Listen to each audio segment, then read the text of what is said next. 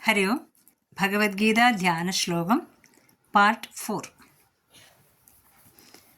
यं ब्रह्मा वरुणेन्द्ररुद्रमरुतः यं ब्रह्मा वरुणेन्द्ररुद्रमरुतः स्तुन्वन्ति दिव्यैस्तवैः वेदैः साङ्गपदक्रमोपनिषदैः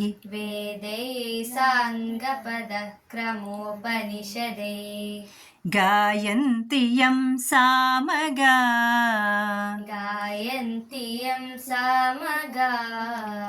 ध्यानावस्थिततद्गतेन मनसा ध्यानावस्थित तद्गतेन मनसा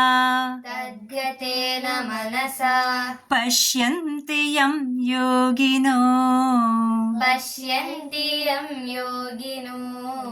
यस्यान्तं न विदुः सुरासुरगणा देवाय तस्मै नमः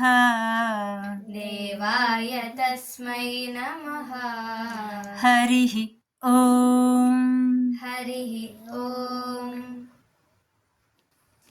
ഭഗവത്ഗീത ധ്യാന ശ്ലോകം ഇവിടെ കഴിഞ്ഞു. നമുക്കിനി അടുത്തതായിട്ട് ഭഗവത്ഗീത ശ്ലോകങ്ങൾ തുടങ്ങാം.